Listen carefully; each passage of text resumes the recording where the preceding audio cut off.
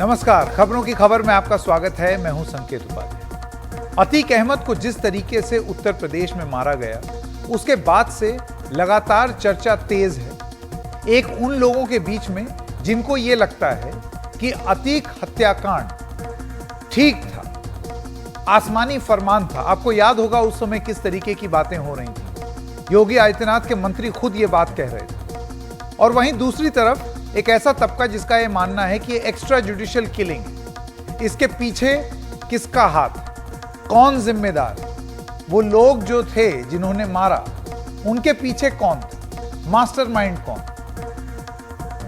अब इस सब के साथ साथ आज उत्तर प्रदेश के मुख्यमंत्री योगी आदित्यनाथ ने अपना एक बयान दे दिया, पहला बयान, और उसमें उन्होंने तमाम बातें कही, जिसमें से एक बहुत महत्वपूर्ण बात उन्होंने बोली। उन्होंने एक दावा किया, माफिया अतीक अहमद और उसके भाई अशरफ की पुलिस हिरासत में हुई हत्या के बाद यह उनका पहला बयान था। लखनऊ में टेक्सटाइल पार्क से जुड़ा एमओयू साइन करने के बाद योगी आदित्यनाथ ने अपने भाषण में कहा कि उत्तर प्रदेश में कानून व्यवस्था अब बेहतरीन है। जो माफिया पहले संकट बने होते थे, वो अब संकट में है। तो इस मुद्दे पर आगे बात करने से पहले आइए योगी आदित्यनाथ का वो बयान सुनते हैं जिसमें उन्होंने एक दावा किया है, और वो दावा क्या है, आइए सुनते हैं। उत्तर प्रदेश दंगों के रूप में कुख्यात था। बहुत सारे जनपद तो ऐसे थे जहां के नाम से लोग डरते थे। आज मित्रों, उत्तर प्रदेश में किसी जनपद के नाम से डरने की आवश्यकता नहीं, और इसीलिए मैं आप सबको इस बात के लिए आश्वस्त कर सकता हूं, उत्तर प्रदेश ने अपनी उस दंगों के लिए हर दूसरे तीसरे दिन एक दंगा होता था। 2012 से 17 के बीच में 700 से अधिक दंगे उत्तर प्रदेश में हुए थे। 2007 से 2012 के बीच में 364 से अधिक दंगे यूपी में हुए थे। लेकिन 2017 से लेकर 2023 में एक भी दंगा यूपी में नहीं हुआ। जो पहले उत्तर प्रदेश के पहचान के लिए संकट थे, आज स्वयं आप देख रहे होंगे कि उनके लिए स्वयं ही संकट बनता जा रहा है। अब कोई पेशेवर अपराधी और माफिया किसी उद्यमी को फोन से डरा धमका नहीं सकता है, कोई नहीं डरा धमका सकता है। उत्तर प्रदेश आज बेहतरीन कानून व्यवस्था की गारंटी आपको देता ही है, लेकिन जो दो अन्य कलंक यूपी में थे कि जहां से यूपी में घुसो, जहां से सड़कों में गड्ढे दिखाई दें, समझ लो उत्तर प्रदेश की सीमा आ गई है। लेकिन आज उत्तर प्रदेश की इंटर स्टेट कनेक्टिविटी को हम लोग 4 लेन के साथ जोड़ चुके हैं। अब सवाल यह है कि क्या योगी आदित्यनाथ यहां सिर्फ सांप्रदायिक दंगों पर ही जोर दे रहे हैं, या हर तरह के दंगे के बारे में बता रहे हैं? क्योंकि उनका दावा यह है कि यूपी दंगा मुक्त हो गया है। तो क्या यह सच है या यह झूठ है? इसमें कोई दो राय नहीं है कि योगी सरकार के 6 साल के दौर में उत्तर प्रदेश में सांप्रदायिक दंगे कम हुए हैं, और यह हम ऐसे ही नहीं बोल रहे हैं। आंकड़े के आधार पर अभी आगे आप देखेंगे। लेकिन क्या यह बात पूरी तरीके से सही है? क्या पूरी तरीके से दंगे खत्म हो गए? हमने इस फैक्ट को चेक करने की कोशिश की। उत्तर प्रदेश में 2017 से 2023 तक एक भी दंगा नहीं हुआ। यह दावा एनसीआरबी के आंकड़ों पर खरा नहीं उतरता। एनसीआरबी दंगों को 15 वर्षों में बांटता है, जैसे 15 वर्गों में बांटता है, माफ कीजिए, जैसे कि सांप्रदायिक, जातीय, कृषि से जुड़े, औद्योगिक, राजनीतिक, आपसी रंजिश और अलग तरीके के वर्ग। तो टोटल 15 है। यानी कि अगर आप दंगा शब्द सुने तो आप ये मत समझिए कि सिर्फ हिंदू मुस्लिम या सिर्फ सांप्रदायिक, वो अलग अलग तरीके के भी दंगे हो सकते हैं। हमें एनसीआरबी के 2021 तक के जो आंकड़े मिले हैं, उनके मुताबिक साल 2017 से 2021 के बीच दंगों में 41% की गिरावट आई। 2017 में सब तरह के छोटे बड़े दंगों की कुल 8,990 घटनाएं हुई, जिसमें से 11,550 लोग पीड़ित हुए। साल 2018 में दंगों के 8,908 घटनाएं हुई, जिसमें करीब करीब 10,000 लोग पीड़ित हुए। 2019 में 5,714 दंगे हुए, जिसमें 6,786 लोग पीड़ित हुए। 2020 में 6,126, जिसमें करीब 6,500 लोग पीड़ित हुए। और 2021 में 5,302 घटनाएं हुई, जिसमें 5,840 लोग पीड़ित हुए। इस बात पर ध्यान देना जरूरी है कि ये सिर्फ सांप्रदायिक दंगे नहीं हैं, बल्कि जैसे कि हमने थोड़ी देर पहले आपको बताया कि बहुत अलग अलग तरीके के दंगे होते हैं। ये उन सारे तरीके के दंगों के आंकड़े हैं, सिर्फ कम्युनल दंगे नहीं है, कम्युनल वायलेंस नहीं। और ये साफ दिख रहा है कि ये ग्राफ गिर रहा है, लेकिन पूरी तरीके से खत्म हो गया है ये नहीं कहा जा सकता। अगर सांप्रदायिक दंगों की ही बात करें तो एनसीआरबी के मुताबिक 2017 से 2021 के बीच में ऐसे कुल 35 सांप्रदायिक दंगे हुए। इन 5 सालों में सांप्रदायिक दंगों में करीब करीब, और यह बड़ा आंकड़ा है, 97% की गिरावट आई है। यह बहुत अच्छी बात है। साल 2018, 19 और 20 के बीच उत्तर प्रदेश में कोई सांप्रदायिक दंगा नहीं हुआ। लेकिन आपको यह भी बताते चले, 19 और 20 कोरोना का वर्ष था। तो एक ये बात सामने आई है जो आंकड़े इसका प्रमाण करते हैं। इसका साफ मतलब है कि मुख्यमंत्री योगी आदित्यनाथ अपने बयान में शायद सांप्रदायिक दंगों के बारे में बात कर रहे थे, जो वास्तव में काफी कम हुए।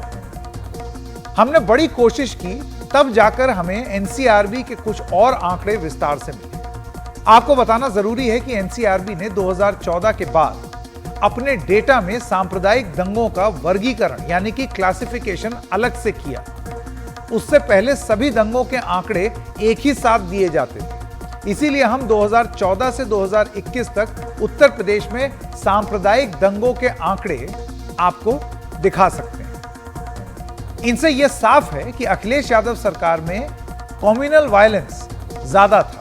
हालांकि अखिलेश सरकार के दौर में 2014 से 3 साल का सांप्रदायिक दंगों का आंकड़ा एनसीआरबी से मिल पाया है।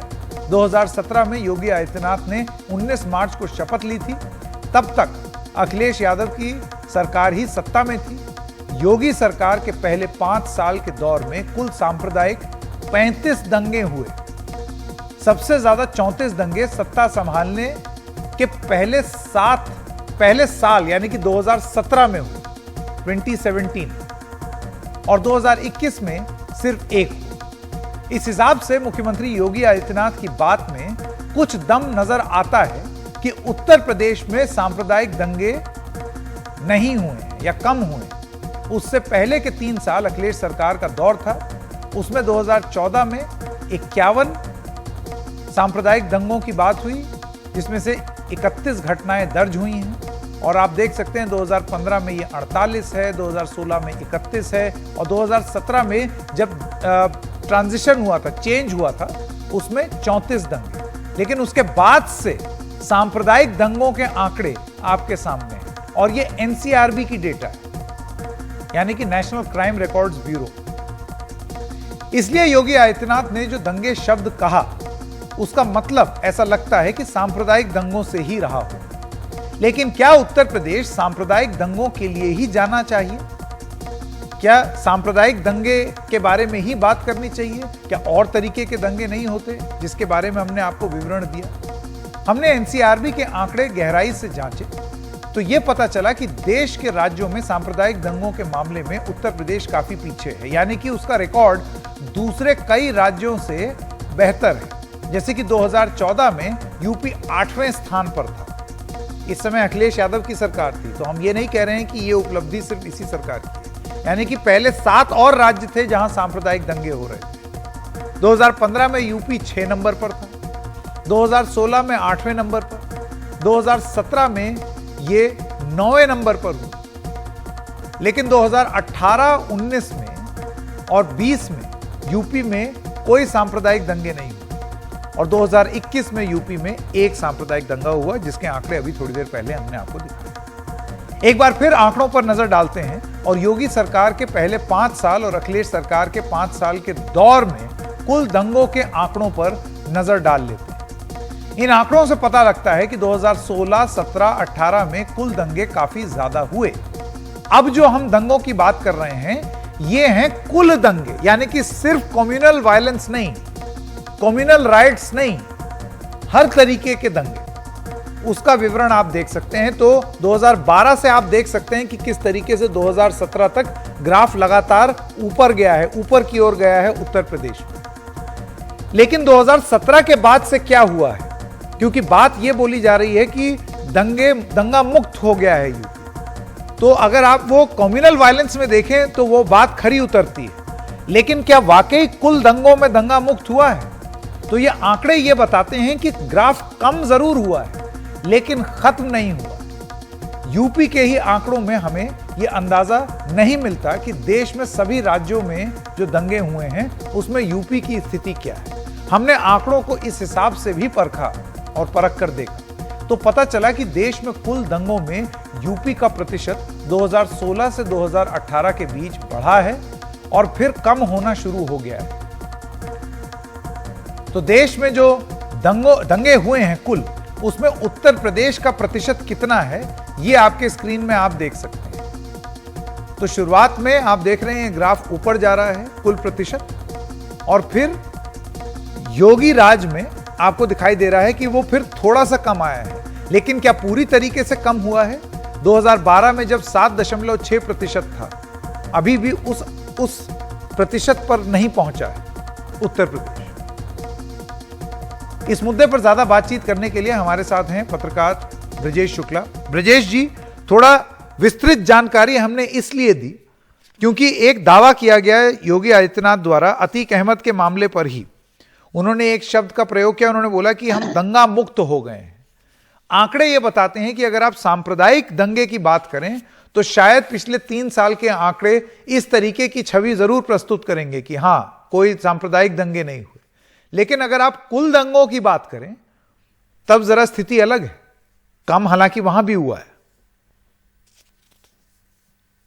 देखिए संजय, ये जो मुख्यमंत्री आंकड़े दे रहे हैं, उत्तर प्रदेश में जो दंगा है उसे ज्यादातर सांप्रदायिक दंगा ही के रूप में ही लोग देखते हैं और उसमें कमी आई है, और निश्चित रूप से कमी आई है। इसमें काफी प्रयास किए गए हैं और ये हुआ, लेकिन अन्य जो झड़पें होती रहती हैं तो वो उसमें इतनी कमी नहीं आई है। लेकिन आप ये देखिए इसको, तो मैंने देखा है कि जो व्यवस्था है, आप कई ऐसे त्योहार आए जिसमें मुस्लिम त्योहार भी थे और हिंदू भी त्योहार उसी दिन पड़ा।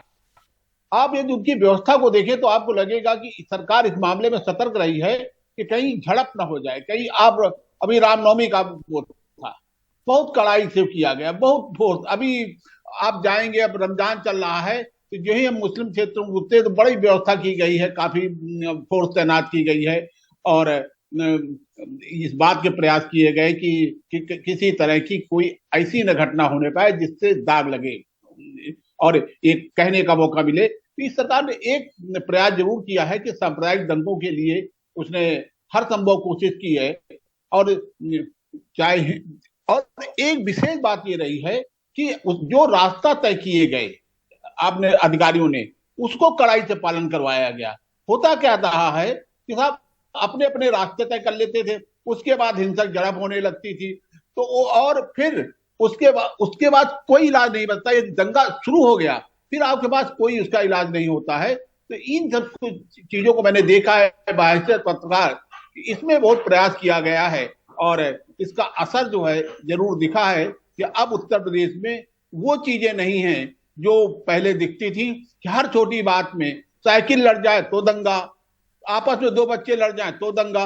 उसमें कमी जरूर आई है और ये एक राहत की बात है। ये बिल्कुल बिल्कुल बिल्कुल। लेकिन आपका बहुत बहुत धन्यवाद ब्रजेश शुक्ला जी हमारे साथ जुड़ने के लिए। लेकिन यूपी सरकार की कानून व्यवस्था पर विपक्ष को सवाल खड़े करने का ताजा मौका, और फिर हम मुख्य मुद्दे पर आ रहे हैं। अतीक और अशरफ की पुलिस हिरासत में मौत से मिला है। तो आंकड़े हमने आपको दिखा दिए, आंकड़े क्या बता रहे हैं वो हमने आपको दिखा दिए। लेकिन अतीक और अशरफ का जो हत्याकांड हुआ है उसको लेकर के सवाल अभी भी पूछे जा रहे हैं। इस मामले की जांच को लेकर सुप्रीम कोर्ट में भी एक याचिका दायर हो गई है जिसमें इस मामले के अलावा योगी सरकार में हुए अब तक की सभी 183 मुठभेड़ों की जांच की मांग की गई। तो अब उसकी सुप्रीम परीक्षा सुप्रीम कोर्ट में होगी कि ये जो एनकाउंटर हो रहे हैं योगी आदित्यनाथ राज में वो कितने सही हैं और कितने झूठ। सुप्रीम कोर्ट को इस मामले की सुनवाई 24 अप्रैल को करनी है। इस बीच अतीक और अशरफ हत्याकांड में कई नए खुलासे हो गए हैं। पता चला है कि हत्याकांड का मुख्य साजिशकर्ता सनी सिंह था और सनी सिंह जेल में बंद गैंगस्टर लॉरेंस बिश्नोई से प्रभावित होकर अपराध की दुनिया में अपनी जगह बनाना चाहता था। हमारे सहयोगी सौरभ शुक्ला की रिपोर्ट। नहीं ले गए तो नहीं गए। मेन बात यह है कि गुड्डू मुस्लिम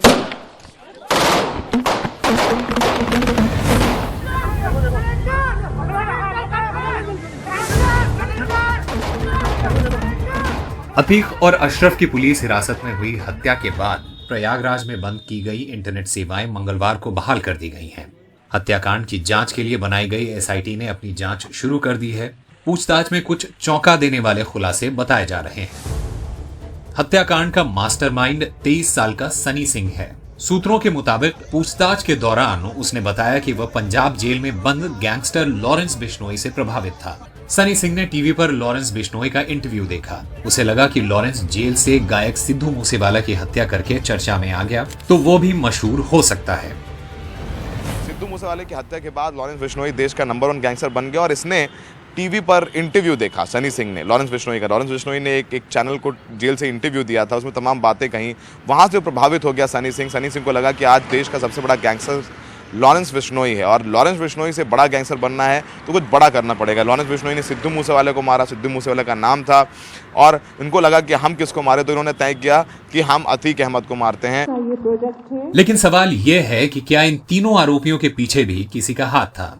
एक गैंगस्टर से प्रभावित होकर नाम कमाने की इच्छा एक बात है और पुलिस की हिरासत में जा रहे 2 अपराधियों पर ऐसा सटीक हमला दूसरी बात कि उन्हें बचाया ना जा सके। यह सवाल इसलिए भी अहम हो गया है कि अतीक और अशरफ की देश के मुख्य न्यायाधीश को लिखी चिट्ठी की चर्चा जोरों पर है। सोशल मीडिया पर अशरफ की 27 मार्च को दायर की गई प्रयागराज कोर्ट में याचिका वायरल हो रही है, जिसमें उसने यूपी पुलिस के 2 अधिकारियों के नाम लिखते हुए उनके द्वारा अपनी हत्या की आशंका जताई थी। अब तक जिस चिट्ठी की चर्चा जोरों पर है वो किसके पास है और उसे कौन मुख्य न्यायाधीश तक पहुंचाएगा, अब तक इसकी कोई जानकारी सामने नहीं आई है। 2 अहम बातें हैं। पहली अहम बात कि योगी आदित्यनाथ कानून व्यवस्था पर अपनी पीठ थपथपाकर बताना चाहते हैं कि वो अग्रेसिव हैं, वो बैकफुट पर नहीं आए इस हत्याकांड के बाद। दूसरा, तो सबसे बड़ा सवाल अभी तक बना हुआ है कि पुलिस ने अब तक कोई प्रेस कॉन्फ्रेंस नहीं की है, कोई डायरेक्ट मीडिया इंटरेक्शन नहीं किया है जिससे हम ये सवाल पूछें कि सुरक्षा में कैसे चूक हो गई।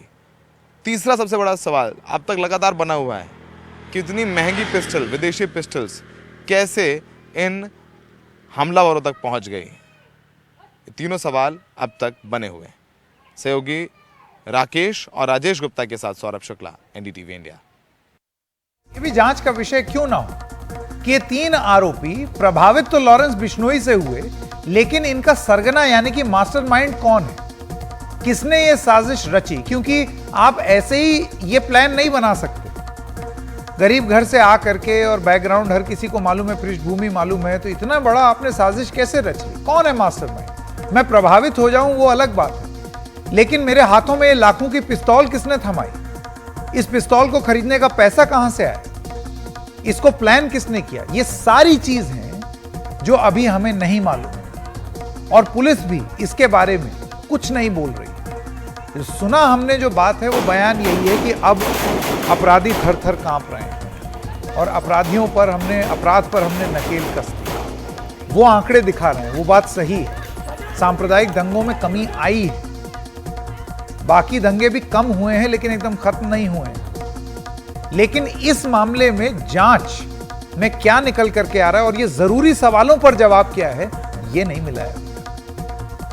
इस पर बात करने के लिए हमारे साथ हैं उत्तर प्रदेश के पूर्व डीजीपी विक्रम सिंह।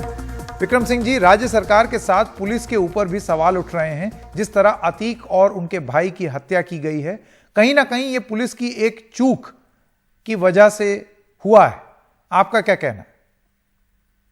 जो पुलिस कंटिंजेंट 17 व्यक्तियों के द्वारा अतीक और अशरफ को ले जा रहे थे, सवाल उनके ऊपर उठना चाहिए और पुलिस के नेतृत्व के ऊपर जो प्रयागराज की है। इसमें 3 सदस्यीय समिति बन गई है और इसके अलावा इसमें जो वांछित वैधानिक व विभागीय कार्रवाई है वो भी प्रचलित है। इस दृष्टिकोण में ये एक बहुत ही भयावह चूक थी जिसके परिणाम स्वरूप अतीक और अशरफ की हत्या हुई। इसमें बहुत सारी त्रुटियां हैं। नंबर 1, जो एक्सेस कंट्रोल होना चाहिए था नहीं हुआ। प्रेस ब्रीफिंग का कोई औचित्य नहीं है। नंबर 3, जिस तरीके से अनाधिकृत व्यक्ति बिल्कुल सट करके जाके गए और 2 किलो की जिगाना पिस्तौल से हत्या कर दी, इसका भी कोई औचित्य नहीं था। इन तमाम चीजों के मद्देनजर ये 17 कर्मी जो हैं, इनका निलंबन होना चाहिए, अपराध पंजीकृत होना चाहिए, प्रभावी वैधानिक कार्रवाई होनी चाहिए। न्यायिक कमीशन जो है वो अपना कार्य करता रहे, लेकिन ये कार्रवाई भी तत्काल होनी चाहिए थी। प्रशिक्षण में पुलिस कर्मियों के और ध्यान देना चाहिए। सेक्शन 55 CRPC और गार्ड्स एंड एस्कॉर्ट्स रूल के अंतर्गत जो प्राविधान है उनका पालन होना चाहिए। विक्रम सिंह जी, आपने काफी सारे केस देखे हैं, आपको क्या लगता है इस केस में कितना राजनीतिकरण हो गया है या हो रहा है?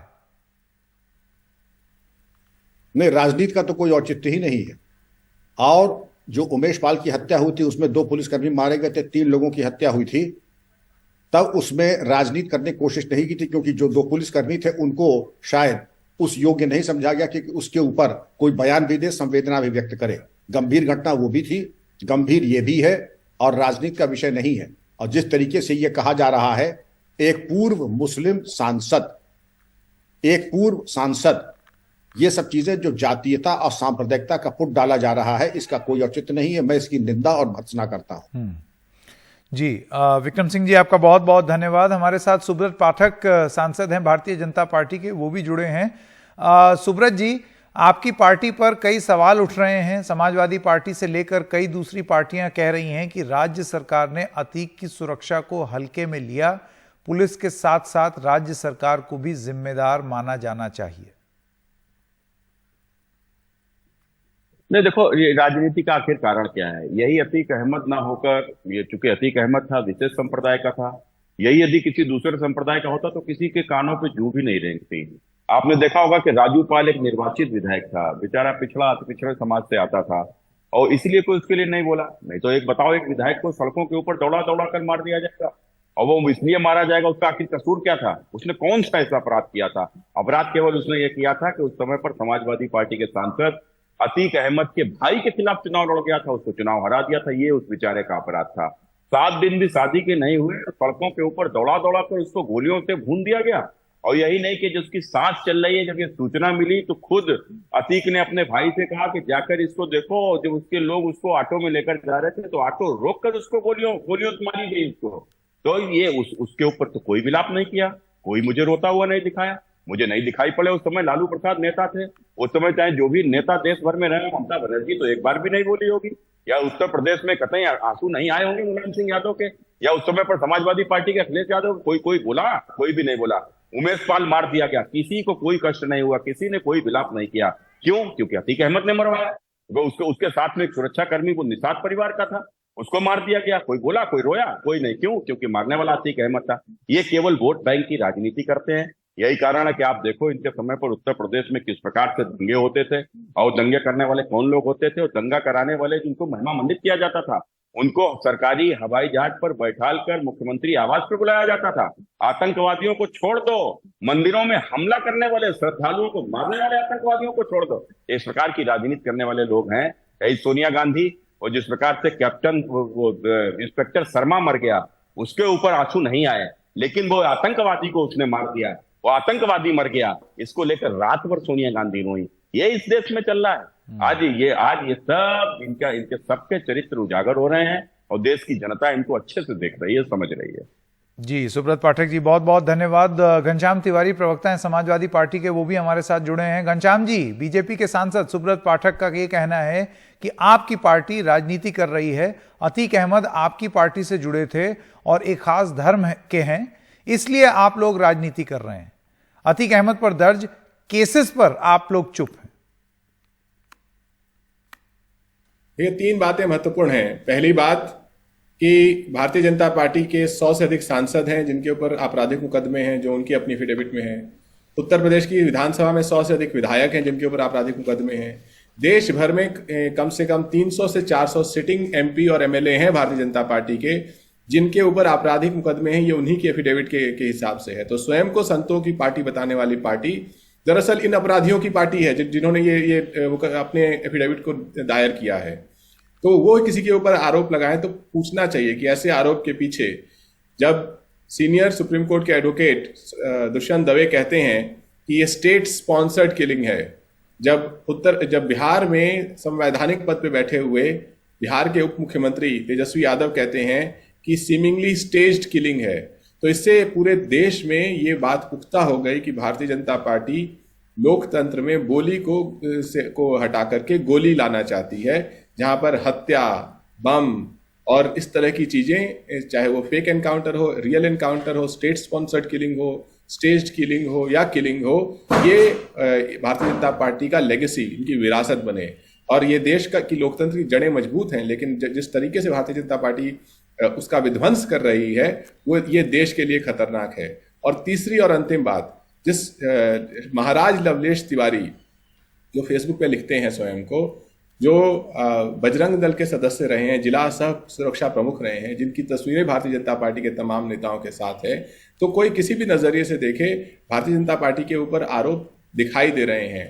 अंतिम बात जो इससे जुड़ी हुई है वो ये है कि जो पार्टी हेडलाइन मैनेजमेंट इतनी माहिर है, उसके ऊपर ये भी आरोप लग रहे हैं कि डॉक्टर सत्यपाल मलिक, तत्कालीन जम्मू कश्मीर के गवर्नर, जब उन्होंने कहा कि सीआरपीएफ के 40 जवान शहीद हुए पुलवामा में और प्रधानमंत्री ने उन्हें फोन किया, तो उन्होंने प्रधानमंत्री को बताया कि हमारी सरकार की लापरवाही के चलते ये शहादत हुई, क्योंकि हमारी सरकार से सीआरपीएफ ने जहाज मांगे थे, रोड से नहीं जाना था, जहाज नहीं दिए गए और आतंकवादियों को अवसर मिला।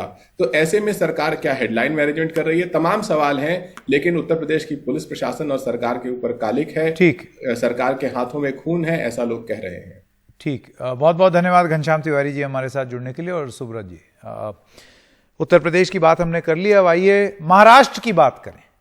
एनसीपी के कद्दावर नेता अजीत पवार फिर से खबरों में।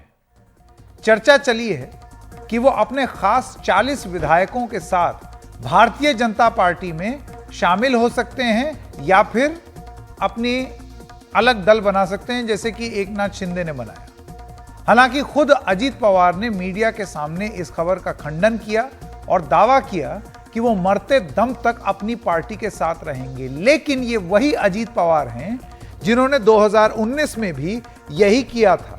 वो रातों रात बीजेपी के साथ चले गए, डिप्टी सीएम बन भी गए, रातों रात शपथ ग्रहण समारोह भी हो गया गवर्नर हाउस के अंदर, और उन्होंने तब भी ये बोला कि मैं ही एनसीपी हूं। लेकिन फिर जो कार्रवाई हुई और उसके बाद लंबा ड्रामा चला, तो उसके बाद फिर वो वापस महाराष्ट्र विकास अघाड़ी में आ गए। तो अभी जो वो बोल रहे हैं, उनका ये कहना है कि ये सब मिथ्या है, ये सब झूठ है। इसको कितना फेस वैल्यू पर लिया जाए, इस पर कितना यकीन किया जाए, या फिर पिक्चर अभी बाकी है। बीजेपी के साथ जाने की खबरों का खंडन करने के लिए एनसीपी नेता अजीत पवार खुद मीडिया के सामने आए और दावा किया कि मीडिया में चल रही खबरें निराधार हैं।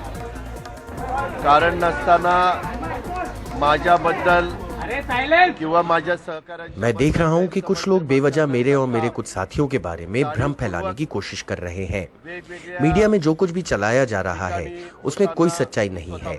आप में से कई लोग मेरे बारे में लगातार कहानियां चला रहे हैं। मैं आपको बताना चाहता हूं कि उसमें 1 इंच की सच्चाई नहीं है। त्या बातम्यांमध्ये काही तथ्य नाही। तुम्ही जे दाखवलेले 40 आमदारांच्या सह्या घेतल्या, आप दिखा रहे हैं कि मैंने 40 विधायकों के हस्ताक्षर लिए। इसमें कोई सच्चाई नहीं है और मुझे कोई हस्ताक्षर लेने की जरूरत नहीं है। हम सब एनसीपी के सदस्य हैं और हम एनसीपी के साथ ही रहेंगे। प्रकारचा आधार नहीं। इसके पहले अजीत पवार विधान भवन में अपने कई विधायकों से मिले। एनसीपी पार्टी के व्हीप विधायक अनिल पाटिल भी साथ में थे। अनिल पाटिल ने भी बीजेपी में जाने की खबर को गलत बताया, लेकिन ये दावा भी किया कि अजीत पवार जो भी फैसला करेंगे वो उनका साथ देंगे। मैं अजीत दादा के साथ में हूँ और अजीत दादा पार्टी के साथ में। अजीत दादा जो भी फैसला लेंगे आप उनके साथ हैं। अजीत दादा पवार साहब को बगैर पूछे कोई फैसला नहीं ले सकते। इसके पहले पुणे में शरद पवार ने कहा कि अजीत पवार के बीजेपी के साथ जाने की खबर में सच्चाई नहीं है, लेकिन शिवसेना ठाकरे गुट के संजय राउत ने शरद पवार के हवाले से ईडी का दबाव होने की बात कहकर खबर को हवा दी थी। जिस तरह से यहाँ के कुछ लोग या कुछ पार्टियां, खास करके बीजेपी, जो माहौल बिगाड़ने की कोशिश कर रही है या केंद्रीय जांच एजेंसी का इस्तेमाल करके शिवसेना हो, एनसीपी हो या कांग्रेस हो, उसमें फूट डालने की कोशिश दबाव तंत्र से कर रही थी, उनको आज अजीत दादा पवार जी ने जवाब दिया है। दरअसल इन खबरों के पीछे सुप्रीम कोर्ट का संभावित फैसला है। कयास लगाया जा रहा है कि अगर सुप्रीम कोर्ट ने मुख्यमंत्री एकनाथ शिंदे सहित 16 विधायकों की सदस्यता खत्म कर दी तो सरकार बचाने के लिए अजीत पवार की मदद लेनी पड़ सकती है। लेकिन विधानसभा में बीजेपी और एकनाथ शिंदे की शिवसेना के विधायकों की संख्या देखते हुए ये लगता नहीं। वर्तमान में बीजेपी के पास अपने 109 विधायक हैं और उसे 6 निर्दलीय विधायकों का समर्थन प्राप्त है, यानी कुल 115 विधायक हुए। मुख्यमंत्री एकनाथ शिंदे के साथ 40 उनके और 10 निर्दलीय विधायक मिलाकर 50 विधायक हैं। 115 और 50 मिलाकर हुए 165, जबकि विधानसभा में बहुमत का आंकड़ा 145 का ही है। अगर 16 विधायक अपात्र हो भी जाते हैं तो भी सरकार के साथ 149 विधायक रहते हैं। 16 विधायक अपात्र होने पर विधानसभा में 277 विधायक बचेंगे और बहुमत का आंकड़ा भी 145 से घटकर 137 होगा, जबकि सरकार के पास 149 विधायक हैं। मतलब सुप्रीम कोर्ट अगर शिवसेना के 16 विधायकों की सदस्यता रद्द भी कर देती है तो भी वर्तमान सरकार पर कोई खतरा नहीं। रही बात मुख्यमंत्री एकनाथ शिंदे की, तो सदस्यता जाने के बाद भी वो 6 महीने तक मुख्यमंत्री बने रह सकते हैं। तो फिर अजीत पवार को लेकर चर्चा क्यों? कहीं ये महाविकास आघाड़ी में फूट डालने की बीजेपी की चाल तो नहीं? मुंबई से cameraman Praveen Rohit Sunil Singh, NDTV India के लिए। विजय चोरमारे जी हैं, वरिष्ठ पत्रकार, वो हमारे साथ जुड़ गए हैं। विजय जी, महाराष्ट्र की राजनीति में ये क्या हो रहा है? ये पहली बार नहीं हो रहा है। हमने पहले भी देखा है कि अजीत पवार जो हैं वो बीजेपी के साथ चले जाएंगे, ऐसी चर्चा हुई, शपथ भी ले ली थी उन्होंने। ऐसी चर्चाएं पहले भी चल चुकी हैं कि वो मर्ज कर जाएंगे। इस बार की चर्चा क्यों उठी है? हालांकि खुद उन्होंने इसका खंडन कर दिया है, लेकिन फिर भी ये शांत नहीं हो रहा है। आपका विश्लेषण? देखिए, आज एनसीपी सुप्रीमो शरद पवार और खुद अजीत पवार दोनों ने ही स्पष्ट किया है कि अजीत पवार एनसीपी छोड़कर कहीं नहीं जा रहे हैं। ये सब खबरें चल रही है, चर्चाएं हो रही है महाराष्ट्र में। इसकी वजह जानना मुझे लगता है पहले जरूरी है।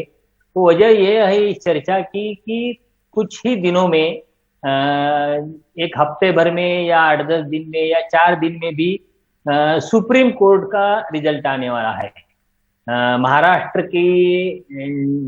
में जो एकनाथ शिंदे सरकार बनी है, उस शिंदे सरकार के वक्त जो सत्तांतर हुआ, उस शिवसेना से कुछ एमएलए एकनाथ शिंदे से एमएलए गए, उसमें से 16 एमएलए जो है वो डिस्क्वालीफाई होंगे।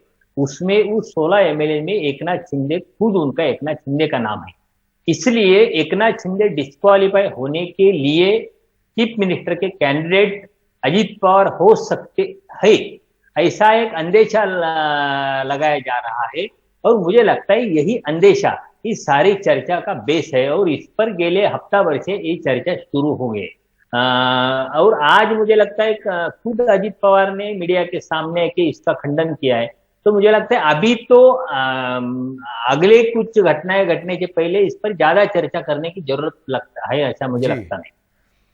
लेकिन विजय जी, क्या अजीत पवार बीजेपी को सूट करते हैं क्या?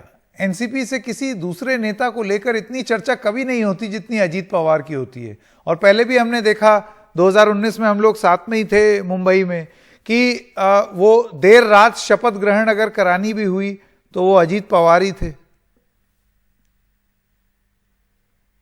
नहीं, अजीत पवार बीजेपी को सूट करते हैं या नहीं, जो पिछले एक घटना जो घटी थी सुबह के शपथ विधि की, तब से एक जो पहले कभी कोई सोच नहीं सकता था कि अजीत पवार बीजेपी के साथ जा सकते, मगर उस घटना के बाद राजनीति में कुछ भी हो सकता है, ऐसा लोग कह रहे।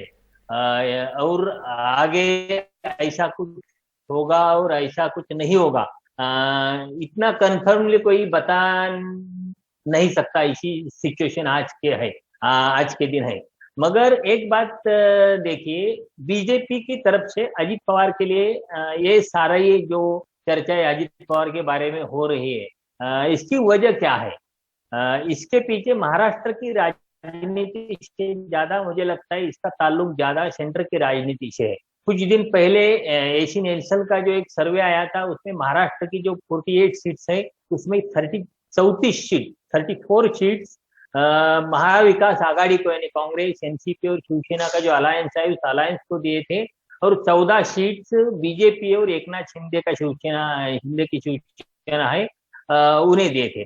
मुझे लगता है बीजेपी के लिए ये ज्यादा खतरा है कि महाराष्ट्र जैसे स्टेट में उनके 25 से ज्यादा सीटें कम हो।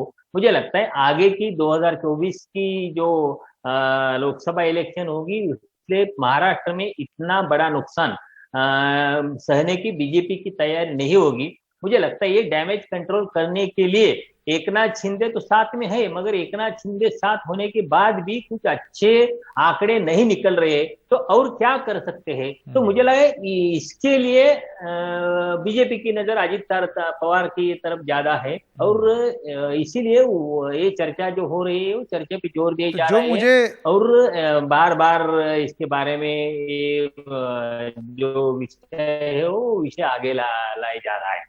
मुझे विजय जी आपकी बहुत बहुत धन्यवाद हमारे साथ जुड़ने के लिए। रोहित चंदावरकर भी वरिष्ठ पत्रकार हमारे साथ जुड़ रहे हैं। विजय जी की बात से ऐसे लगता है जैसे कि भारतीय जनता पार्टी की कहीं इंश्योरेंस पॉलिसी, एक नई इंश्योरेंस पॉलिसी लेने का मकसद तो नहीं है अजीत पवार।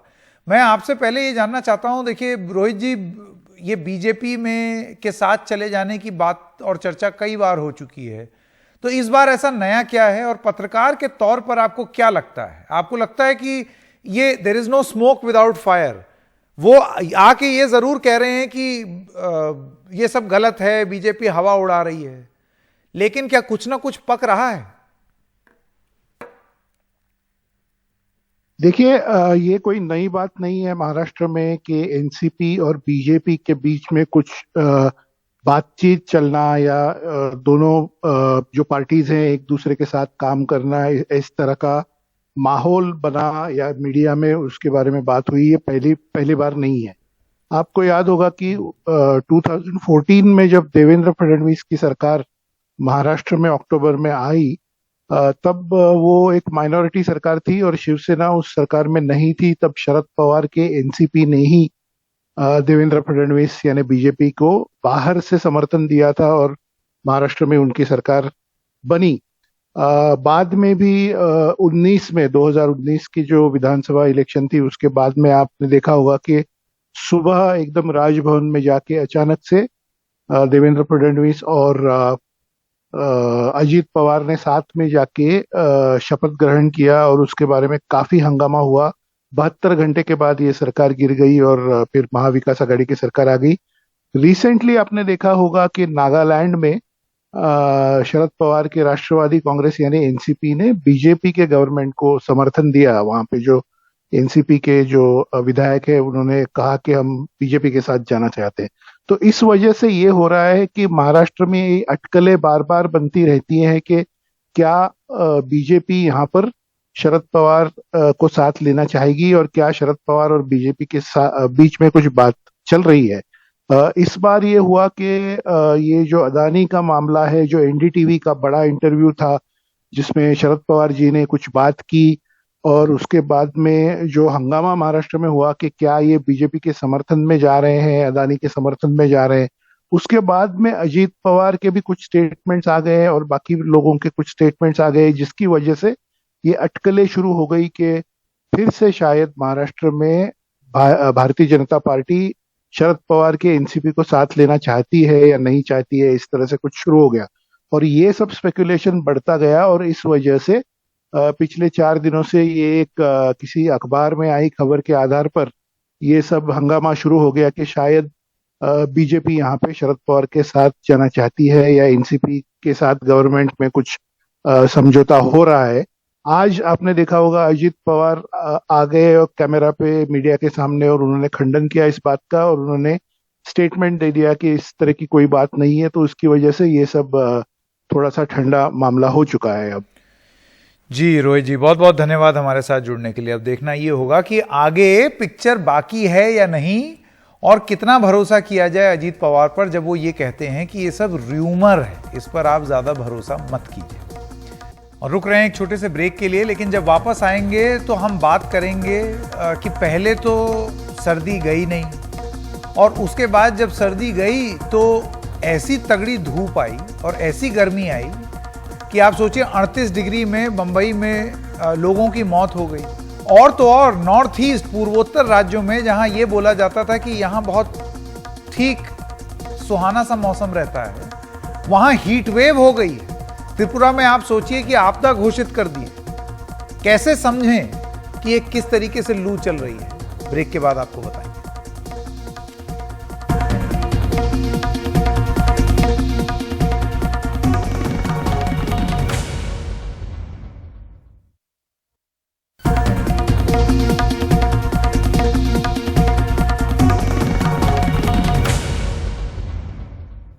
ब्रेक के बाद आपका स्वागत है। इस साल सर्दी देर तक चली, लेकिन गर्मी आई तो बिल्कुल जानलेवा होती चली गई। मौसम विभाग और सरकार की बढ़ती गर्मी पर नजर है। 5 राज्यों में लू की चेतावनी है और अभी अभी खबर आई है कि त्रिपुरा में हीट वेव घोषित कर दिया गया है और इसको आपदा घोषित कर दिया गया है। जी हां, पूर्वोत्तर राज्य जहां पर लू और गर्मी का उस तरीके से प्रकोप कभी नहीं देखा गया है, वहां यह हो गया। आप सोचिए हो क्या रहा है। 38 डिग्री तापमान में लोग मर जा रहे हैं मुंबई में, और वहां पूर्वोत्तर राज्यों में लू चल रही है। इस मौसम को कैसे समझा जाए? पश्चिम बंगाल और बिहार में पिछले 4-5 दिन से लू चल रही है। वेस्ट बंगाल, झारखंड और ये बिहार। मंगलवार को मौसम विभाग ने बताया कि गर्मी और बढ़ेगी और औसत तापमान 4.5 से 6.5 डिग्री सेल्सियस तक ऊपर जा सकता है। ऑरेंज अलर्ट मीन एडवाइजरी का, जैसे फर्स्ट स्टेज एडवाइजरी का क्या हो गया, yellow colour, second stage orange, accordingly as per NDMA guidelines उसके अलर्ट्स हैं। और अगर हम स्पेसिफिकली बिहार की और वेस्ट बंगाल की बात करें, जहां में हमारी जो वार्निंग है heat wave to severe heat wave.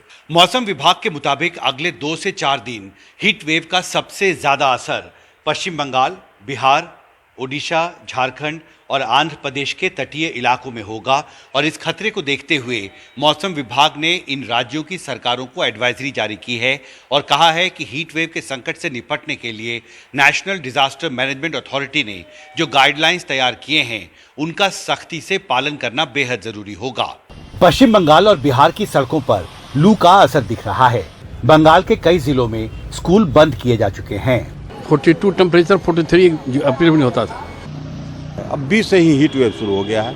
हमारे समझ से गवर्नमेंट को 1-2 बार प्रिकॉशन के तौर पर एडवाइजरी जारी कर देना चाहिए। कल 43.5 था ना, अप्रैल में ही हाल है, तो बाकी तो मई, जून, जुलाई तो बाकी है ना भाई। अब कैसे लोग रह पाएगा भाई साहब, समझ सकते हैं। वैसे फरवरी में भी औसत से ज्यादा तापमान रहा। मार्च में बेमौसम बरसात हुई। अप्रैल और ज्यादा गर्म होता जा रहा है। ऐसे में ये सवाल उठ रहा है कि ये ग्लोबल वार्मिंग का इशारा तो नहीं। क्लाइमेट चेंज के लिए जैसे आप बात करते हैं, इसके लिए कम से कम 30-40 साल का हमें डाटा देखना पड़ता है। ठीक है, वो बात सच है कि टेम्परेचर्स ग्लोबली राइज हो रहे हैं, लेकिन ये हर साल वेरिएबिलिटी होता है।